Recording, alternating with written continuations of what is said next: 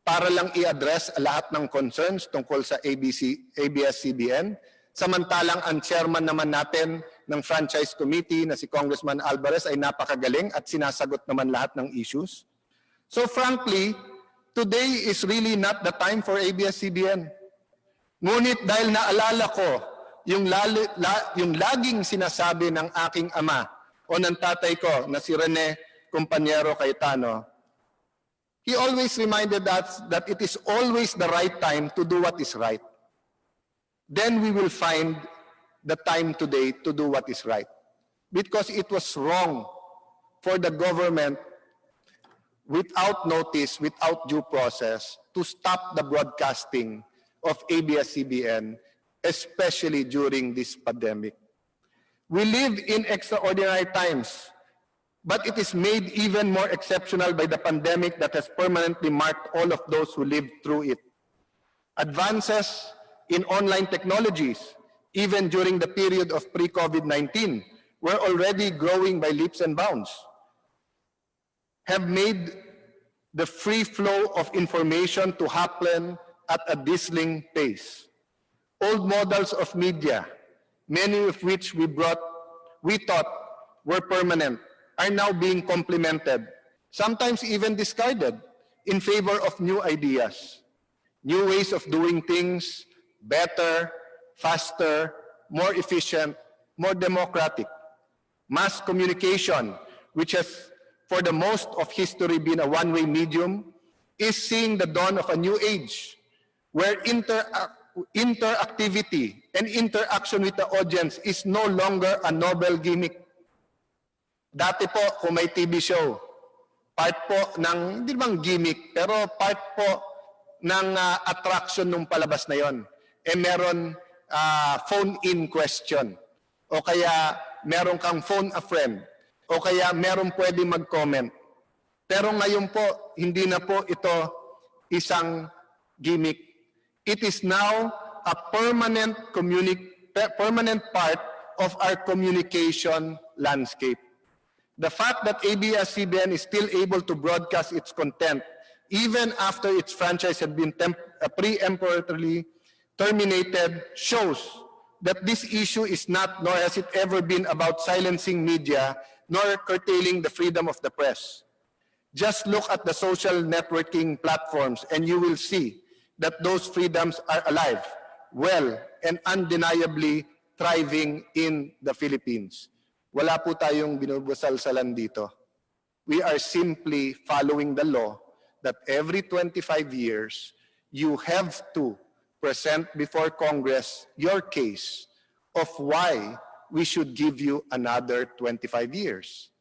And if some, many, or even one person complains, it is our duty to hear that complaint and then judge later on.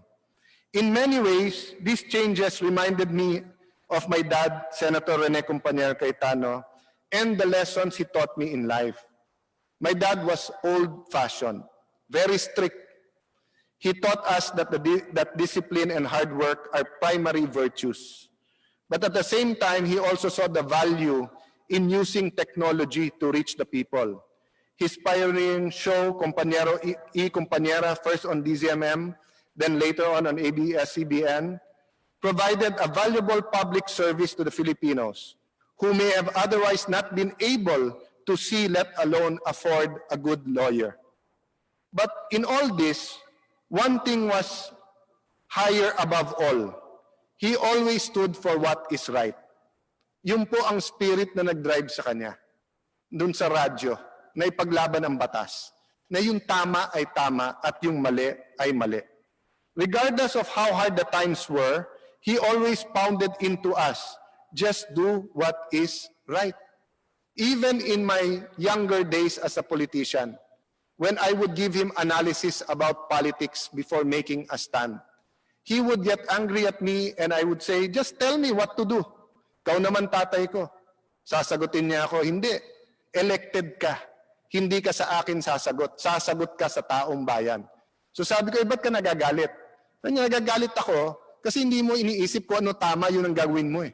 Iniisip mo kung ano popular eh. Iniisip mo kung ano yung politics. That's where my mentality of politics together with my Christian belief changed my philosophy.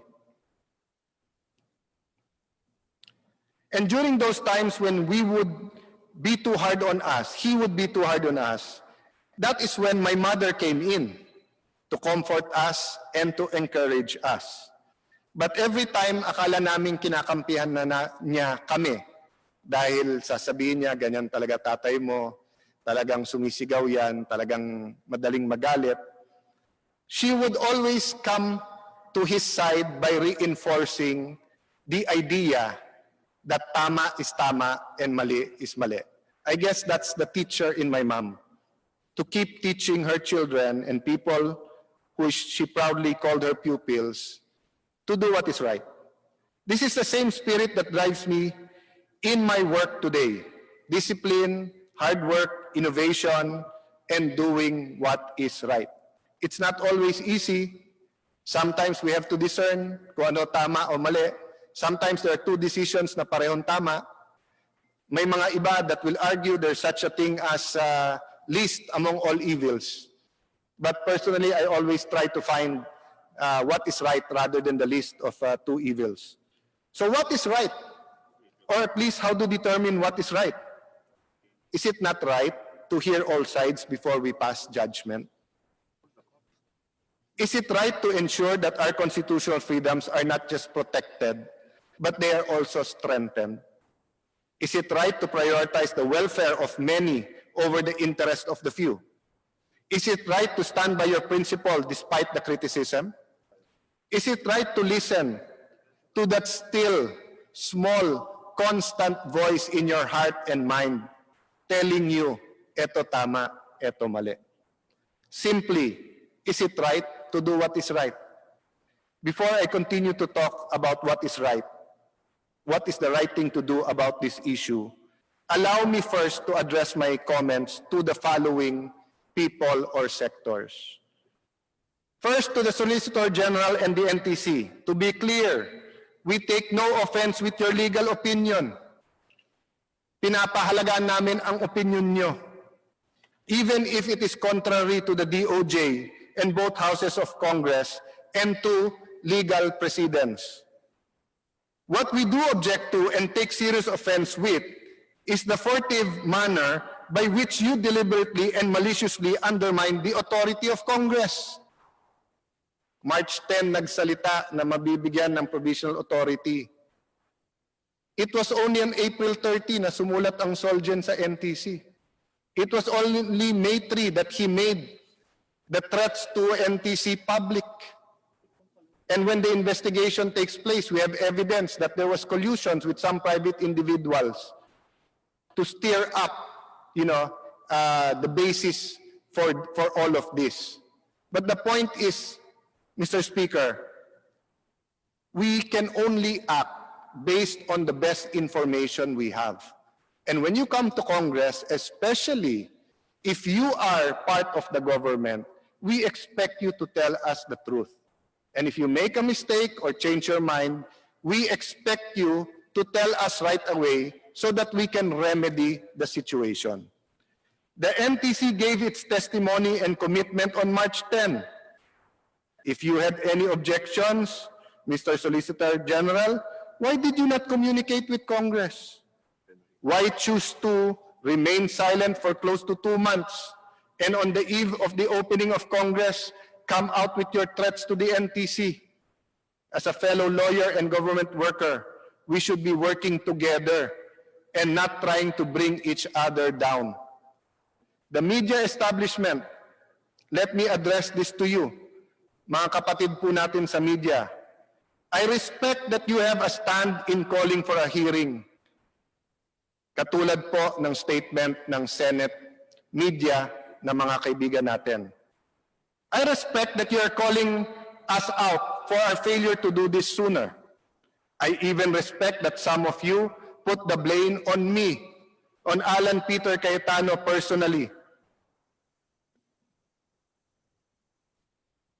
But when you blindly call for the approval of the franchise, without having heard all the sides of the story, then you show yourselves not as advocates of fair and balanced presentation of the facts, as is taught in all the schools that teach journalism, as journalists are sworn to, but you simply become plain and simple propagandists. Kung hiningi niyo po sa amin na mag-hearing at mag-action kaagad, nire-respeto namin yon. Pero hingin niyo sa amin, ipasa na lang namin, pikit mata. Kayo ba, papayag kayong may isulat kayo o may broadcast kayo na hindi kayo nagfa-fact check, kung ano na lang sabihin namin, yun na lang ilalabas nyo? Diba? Hindi journalism yan.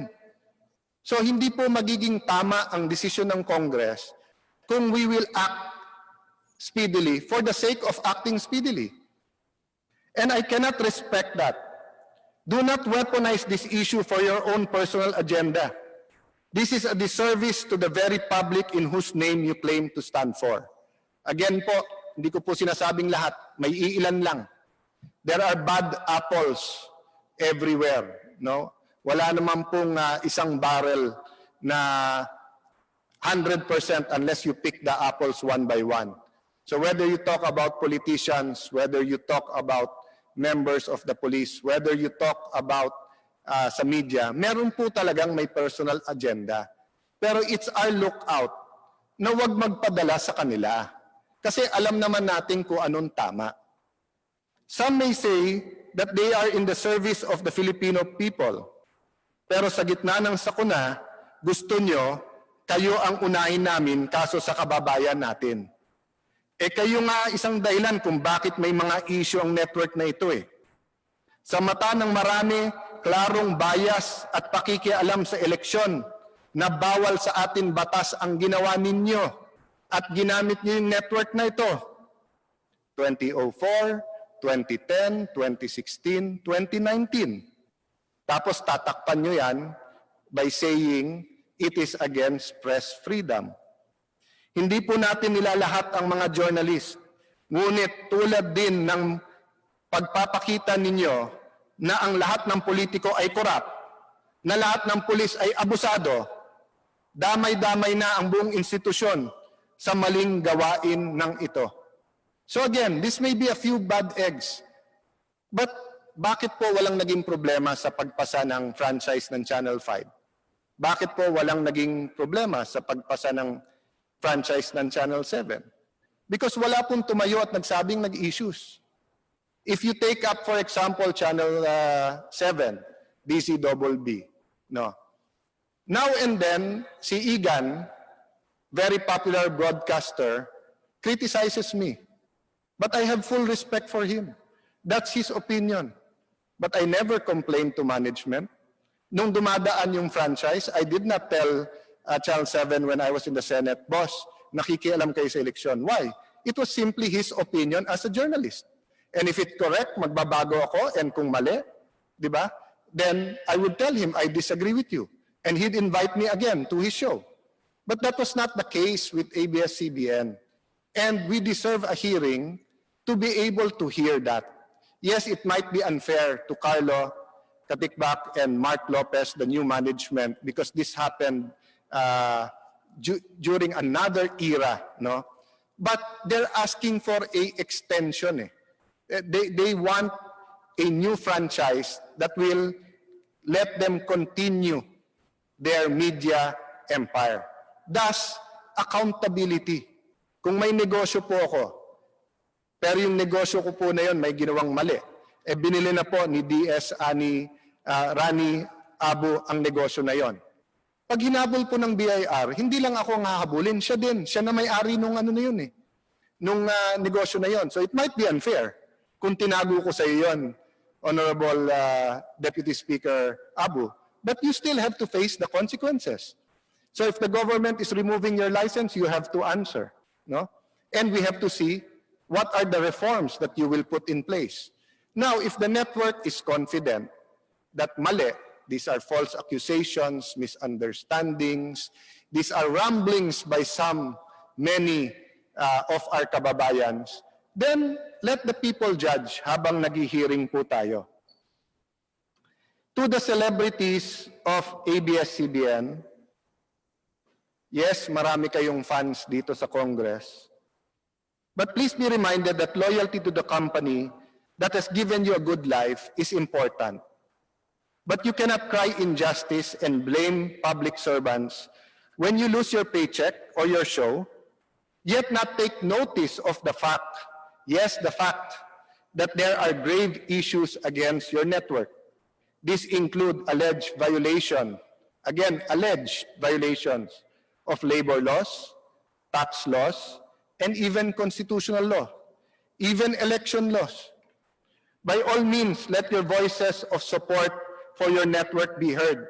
By all means, sabihin natin sa kababayan ang mga magandang nagawa ng network. But if you really want to join the public debate, find it in your heart, find it in your indignation to also support due process and fact-finding as the issue is imbued with public interest, not just your interest. I understand it's hard for any employee to speak against the company that it serves. But there are employees who are speaking out against ABS. And this is the only time that they will be listened to. Every time na may 25-year franchise renewal, doon lang pinapakinggan eh. Yes, you have the courts, you have the labor arbiters, but how long does that take? And if it shows a pattern, hindi naman magde-decide ang labor arbiter about that eh. Di ba? Yung social justice po, kasama po yan sa franchise. Kasi public utilities po ito. Some of my colleagues, some lang po to. Yes, this bill is important, no question about that. But is it so important that you would lose all sense of objectivity and propriety? Again, is it so important that you will lose all sense of objectivity and propriety? How dare you belittle the tremendous work this Congress has done in the past 10 months? Shame on you for insulting your own house and colleagues and calling your colleagues inutil and tamad. Despite having passed the 2020 General Appropriations Act, the Bayanihan to Heal Us Act, as one act, postponing the 2020 Barangay and Sangguniang Kabataan elections, which turned out to be the right thing to do. Imagine kung mag-election tayo during these times. The law for establishment of Malasakit Center, increasing and restructuring excise tax rates on alcohol, heated tobacco, and vapor products that are now helping our government coffers and helping the health sector. Corporate Income Tax and Incentive Rationalization Act, CITIRA, the Passive Income and Financial Intermediary Taxation Act, PIFITA, the creation of the Department of Filipino Overseas and Foreign Employment, the Real Property Valuation and Assessment Act, the creation of the National Academy for Sports, the Salary Standardization of 2019, extending the 2019 budget to include the teachers and nurses and other things, which, by way, 8 of these 10 that I have mentioned are part of the legislative priorities announced by the President noong 2019 SONA. And kung sino pa itong isa, dalawa o tatlo na tinawag tayong tamad at inutil, hindi ba kayo naman ang nagsasabing bukas na lang yan? Hindi ko pa nabasa yung bill na yan, I need a day more. Wag muna yung Malasakit Center, next week na yan. Wag muna yung Department of Overseas, next week na yan. Ngayon na kami nagsasabi na mas importante ang COVID-19 at paano natin i-defeat. Now na we're saying that feeding the people is more important, sasabihin nyo sa amin, forget everything, forget due process, and in one instance, ipasa na lang yung 25-year franchise? Let the people judge sino sa atin ang nagsasabi ng totoo at sino ang tama. To the senators, allow us to do our jobs. Remember, it is always easier to get 24 people to agree than for 300. Remember, we represent specific constituencies and sectors, and that is why the Constitution provides that franchise bills, like appropriations bills, will emanate from the House. But franchise bills enjoy the constitutional prerogative of exclusively emanating from the House. So we respect your work. But iba pananaw natin eh. National yung sa inyo, sa amin may national, pero nasa grassroots kami. Tinetext kami, pinupuntahan kami sa bahay, sa district office ng mga constituents namin. We want to work with you. We have to work with you.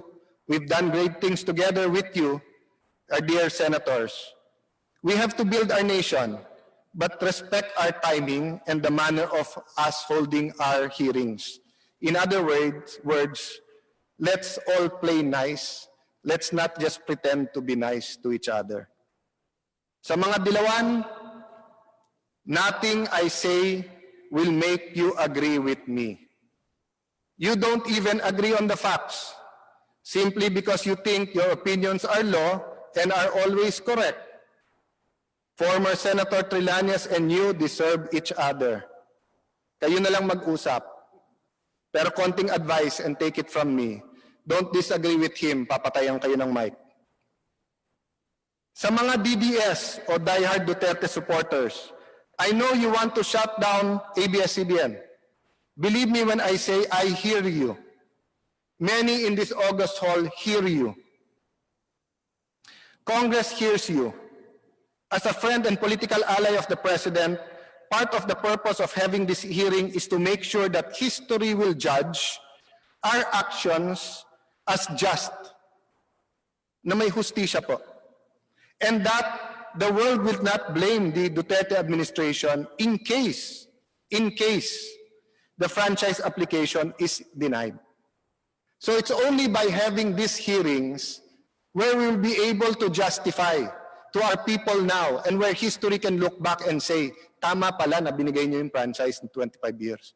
Or mali pala, dapat pala hindi nyo binigyan. O tama pala na hindi nyo binigyan. Or maybe some amendments to it, depending on what we find out during the hearings. I was the one who filed the application for a temporary restraining order and spoke against ABS-CBN during those crucial moments before the 2016 elections. I have not wavered that the network has to be held accountable. But true accountability can only flow from fair and thorough hearings. Di po tayo pwede mag-road rage dito. Kahit mali po yung kotse na nag-cut sa'yo, pag hinabol mo, kinat mo rin, nilabasan mo ng barel, ginulpi mo, mali ka pa rin. Di ba? May traffic enforcer at meron pong paraan ang traffic enforcer na interviewin to get due process from all of them. So allow our majority leader, allow the House leadership na mag-traffic kung anong mas mahalaga sa panahon na ito. But again, without any injustice to anyone. Lastly, to the management and employees of ABS-CBN, alam po namin na sa panahon ng COVID, marami po ang umaasa sa balita ng ABS-CBN. At kahit naman may iba pang stasyon, may mga bahagi pa rin ng Pilipinas na inaabot lang ng isang network ng ABS-CBN. Wala naman siguradong makakatanggi na tumutulong ang ABS-CBN sa efforts ng local at national government. Kabilang sa DOH, IATF, DILG at iba pang ahensya ng gobyerno at local government units, tumutulong ang ABS-CBN upang maibsan ang epekto ng COVID-19. That goes the same with the other calamities. Nandito po si Majority Leader Martin Romualdez. Ted Filon is in the building. ABS-CBN was there during Yolanda and helped rebuild. We also know that ABS-CBN was there when yung lugar po ni DS Rani Abu, ang lugar po ng ating mga kababayan Batanggenyo, was ravaged by the explosion of Taal. So, hindi po namin tinatanggal yan sa network nyo. Hindi lang sa panahon ito, kundi sa iba pang mga sakuna at trahedya ng mga nagdaang taon. Nandun po kayo. Ngunit sa kabila ng lahat ng ito, kailangan pa ding sagutin ang mga katanungan ng mga tao. Ang konstitusyon sinasabi na kailangan ng renewal ng franchise. And this is the time to ask the questions. There is no question that you have been part of nation building. part of the Philippine history, part of who we are today. But as you yourself have said through your officers, you are not perfect. You are not a perfect network. And I agree. Why do I agree? Wala naman pong perfecto talaga, Diyos lang. No one is perfect. And that is why we need these hearings. If it is done properly, we will emerge stronger and unified, having laid to rest one of the most politically charged issues of our time. But to do this, we need everyone's cooperation, understanding, and open-mindedness. You know, the most politically charged issue during the time of creation and paradise was Adam and Eve partaking of the forbidden fruit. Di po ba? Kung meron media po noon, yun po ang headline. Eva, kinaan yung mansanas, binigay kay Adan. Di ba? Hindi ko alam paano i-feature yung ahas doon. But what did the Lord do, who is all-knowing? Sinabi ba niya, I condemn you? Sinabi ba sa inyo, mali, etc.? Hindi ba nagtanong muna siya, Adam and Eve, what did you do? Why are you hiding? Why are you ashamed? So is it too much to ask that you give Congress the opportunity to do the same? To ask all sides. Ano ba ang tamang ginawa ng ABS? Why should we give them another 25 years? Ano naman ang mali nila na dapat tanggalin natin sa kanila? Paano naman empleyado nila? Paano ang investments nila over the last 25 years? Totoo bang nakialam sa eleksyon o hindi? Importante ang freedom of press. Pero hindi ba importante din na ang eleksyon natin is free and fair? Na kahit sinong Pilipino, may pera man o wala, may equal chance? Pero if you only have 2 giant networks in our country and 95% of our people watch your news, and you can sway who you want them to vote for by just using one network, isn't that as much a threat to democracy as damaging the freedom of the press or freedom of speech?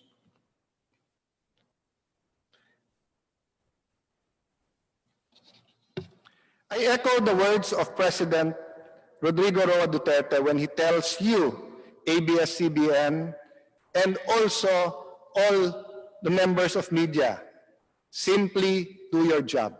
Do not fear, do your job. Call out injustice and corruption whenever you see it. Protect the weak from the powerful and give voice to the voiceless. This is your mandate. Kahit dito sa Kongreso, kung anong mali ang gagawin dito, i-report nyo. To speak truth freely and fearlessly to power. But beware, yes, beware, that you do not become the power that you hope to check. Huwag nyo din po i-underestimate ang power ninyo. Because kapag ka ginamit nyo yung network para sa injustice, multiplied to 1,000,000 times over. Walang laban din po ang biktima ng injustice sa inyo. Magkamali lang kayo sa news sa pangalan o yung bahay. Sira na reputasyon ng isang tao. Hindi na madaling ibalik yun. Some of your reporters, and let me emphasize again, some reporters or in the newsroom of ABS-CBN repeatedly say, di ba sabi mo, ikaw mismo ang mag-on ng transmitter kung sa pilitan isasara ang istasyon. Yes po, I said that right outside this hall. I said it based, of course, on the premise and on the promise of NTC and on my consultations na hindi isasara. But I did say it, na pagka pinatay, ako mismo mag-on. Pero ang sagot ko sa hamon nyo, hindi ba voluntarily pinatay nyo yung transmitter nyo? Wala pa naman nag-enforce dun eh. Pwede naman kayo pumunta sa korte. Pwede kayong humingi ng temporary restraining order habang nagro-broadcast pa kayo. Notice pa lang na sa inyo, order. If the order is illegal, padalan mo ako order sa bahay na lumayas ako sa bahay ko. Alam kong bahay ko yon. Pupunta ako sa korte, hindi ako voluntary alis sa bahay. But I respect yung diskarte nyo. Yan ang naging strategy, yan ang decision nyo. Maybe you wanted to humble yourself before the law. Maybe gusto nyo magpaawa. Hindi ko alam. But I respect your decision. But kayo sa ilan lang naman, na paulit-ulit play, sinasabi, sabi mo, i-on mo eh. Paano ko i-on eh, kayo nagpatay? Pero ngayon, sa araw na to, para wala na tayong pagtalunan, para matapos na yung usapan, we will begin the process of turning on your transmitter by giving you a franchise until October 31, 2020. And we will not pass the buck. We will have the hearing, tatapusin namin to, at tao ang magja-judge kung dapat kayo bigyan o hindi ng prangkisa.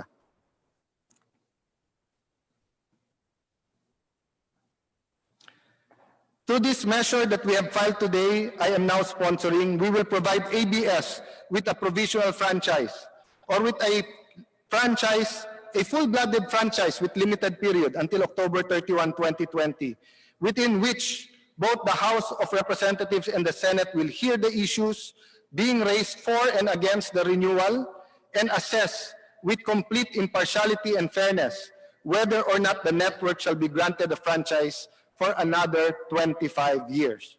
We cannot, in good conscience, sweep the accusation under the rug and proceed as if nothing happened. As we have always promised, these hearings will be fair, impartial, and above all, thorough. Again, mga kababayan, ang issue po ng Kongreso, timing lang po at fairness. Timing po. I was not willing to sacrifice the budget, the relief sa Taal, the relief that was going on sa tinamaan po ng mga lindol sa Mindanao. I was not willing to sacrifice po yung much needed taxes na it ends up we needed it much more than we thought before because of this COVID-19, no? So timing and also fairness, di ba? Hindi naman pwede pong i-grant o wag i-grant nang hindi natin pinapakinggan lahat. Whatever the outcome of these hearings will be, there will be reforms. There must be not just a new, but a better normal. Not only for ABS-CBN, but for the entire media industry. And not only for the media, but for us public servants. Kahit po dito tayo sa Kongreso, there has to be reforms. Crisis brings out the best and worst in people. But as Filipinos, I ask each one of you, can't we talk about what we believe in without bringing others down? Kailangan ba natin mag-insultuhan? Kailangan ba natin mag-alaskahan? Kailangan ba natin tawagin ang ibang tao na tanga o bobo? Can't we lift each other up with and in our debates?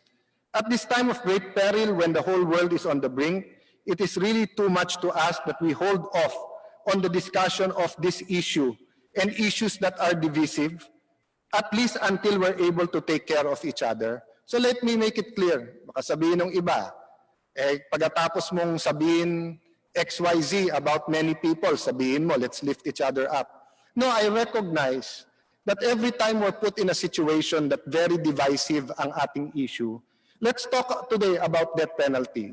Hindi tayo magiging divided. Let's talk today about divorce. Let's talk about abortion.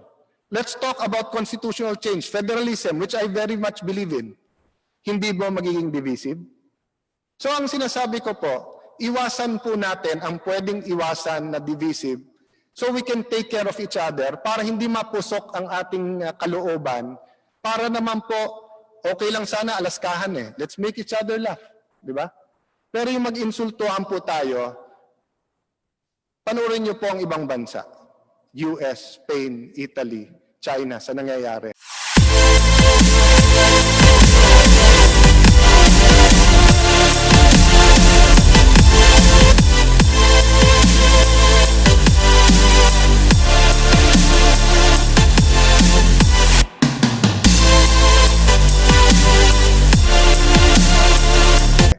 Hindi ba bawat galaw nila, pati politika nila? Look at the US, for example, and this is my personal opinion, and I have great respect for the American system.